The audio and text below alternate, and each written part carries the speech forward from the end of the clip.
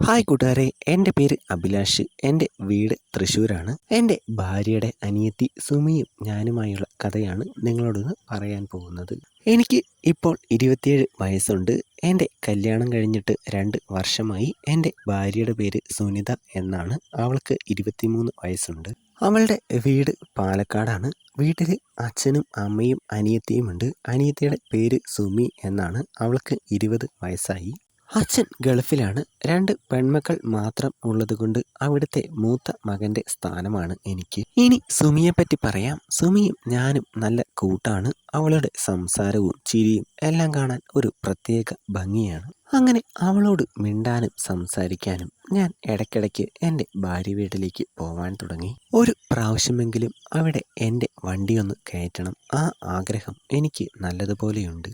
സുമിക്കാണെങ്കിൽ നിറയെ കല്യാണാലോചനകൾ വരുന്നുണ്ട്. ആര് കണ്ടാലും അവളെ ഇഷ്ടമാകും. അതുകൊണ്ട് പെട്ടെന്ന് കല്യാണം നടക്കുമെന്ന് എനിക്ക് തോന്നി. അങ്ങനെയിരിക്കെയാണ് ഭാര്യയുടെ വീടിൻ്റെ തൊട്ടടുത്തുള്ള അമ്പലത്തിൽ ഉത്സവം വന്നത്. ഞാനും ഭാര്യയും രാവിലെ തന്നെ അവളുടെ വീട്ടിലേക്ക് ചെന്നു. ഞങ്ങളെ കണ്ടപാടെ അനിയത്തി സുമി ഒരു കുട്ടി ഉടുപ്പുമിട്ട് ഓടി ഞങ്ങളുടെ അടുത്തേക്ക് വന്നു. തുള്ളി തുളുമ്പിയുള്ള അവളുടെ വരവ് കണ്ടപ്പോൾ തന്നെ എൻ്റെ മോൻ എണീറ്റു. ഞാൻ വരുമ്പോഴെല്ലാം അവൾക്ക് മിഠായിയും വാങ്ങിയാണ് വരാറ്. അത് അവൾക്കറിയാം. അത് വാങ്ങാനുള്ള വരവാണ്. മിഠായിയും വാങ്ങി ഓരോ വിശേഷങ്ങളും പറഞ്ഞ് അവൾ ഞങ്ങളെയും കൂട്ടി അകത്തേക്ക് പോയി. എൻ്റെ അമ്മായിയമ്മയും ഞങ്ങൾ 3 പേരും കൂടെ കുറച്ചു നേരം സംസാരിച്ചു. അത് കഴിഞ്ഞപ്പോൾ പിന്നെ അമ്മയും മക്കളും തമ്മിലായി സംസാരം. കുറച്ച് കഴിഞ്ഞപ്പോൾ പുറത്തു പോയി ഒന്ന് കറങ്ങിയിട്ട് വരാം എന്ന് പറഞ്ഞ് ഞാൻ പുറത്തേക്ക് പോയി. അവിടെ അടുത്തൊരു ചായക്കട ഉണ്ടായിരുന്നു. ഞാൻ നേരെ അവിടേക്കാണ് പോയത്. അവിടെ ചെന്ന് ഒരു ചായയും കുടിച്ച് കുറച്ചു നേരം അവിടെ ഇരുന്നു. ഉത്സവം ആയതുകൊണ്ട് അമ്പലത്തിൻ്റെ സമീപം കുറേ കടകളൊക്കെ ഉണ്ടായിരുന്നു. അവിടേക്ക് ഒന്ന് കറങ്ങി കുറച്ച് മധുരപലഹാരങ്ങളൊക്കെ വാങ്ങി. ഇനി വീട്ടിലേക്ക് പോകണോ അതോ ഇവിടെ തന്നെ കുറച്ചു നേരം കൂടി നിൽക്കണോ എന്നിങ്ങനെ ആലോചിച്ച് നിന്നപ്പോഴാണ് ഭാര്യയുടെ കോള് വരുന്നത്. നിങ്ങൾ ഇപ്പോൾ വീട്ടിലേക്ക് വരുമോ? ഞാനും അമ്മയും കൂടി അപ്പുറത്ത് രമണി ചേച്ചിയുടെ വീട്ടിൽ പോവുകയാണ്. അവരുടെ മകള് വന്നിട്ടുണ്ട്. അവളെ കാണാൻ പോവുകയാണ്. നിങ്ങൾ പോയിട്ട് വാ. ഞാൻ ഇപ്പോഴൊന്നും വരുന്നില്ല. കുറച്ചുകൂടെ സമയം കഴിഞ്ഞേ വരുവുള്ളൂ. ശരി, ഞങ്ങളും പോയിട്ട് 1 മണിക്കൂറെങ്കിലും സമയമെടുക്കും. എന്നിട്ടേ വരികയുള്ളൂ. അങ്ങനെ പറഞ്ഞ് അവൾ ഫോൺ വെച്ചു. അവിടെയൊക്കെ ഒന്നുകൂടെ കറങ്ങി ചായക്കടയിലൊക്കെ ഒന്ന് പോയി കുറച്ചു നേരം ഇരിക്കാന്നാണ് ഞാൻ വിചാരിച്ചത്. പെട്ടെന്നാണ് അത് ഓർത്തത്.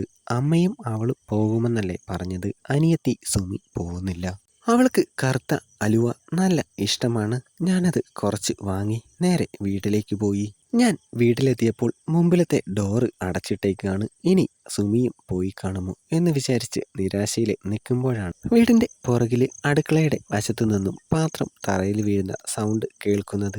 ഞാൻ പതിയെ അവിടേക്ക് നടന്നു. അടുക്കളയിൽ ആരോ ഉണ്ട്.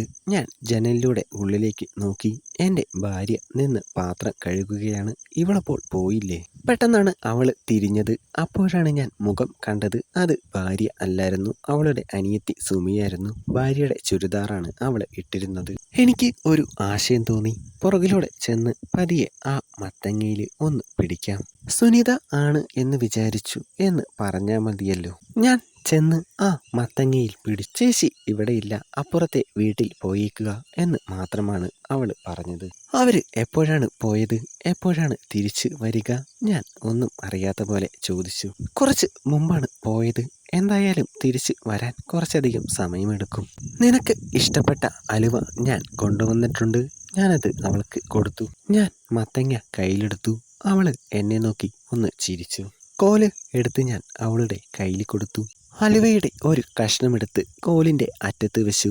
അവളത് കഴിച്ചു. അവളുടെ വലിയ ഹലുവയുടെ ഉള്ളിലേക്ക് ഞാൻ കോലെടുത്ത് വെച്ചു.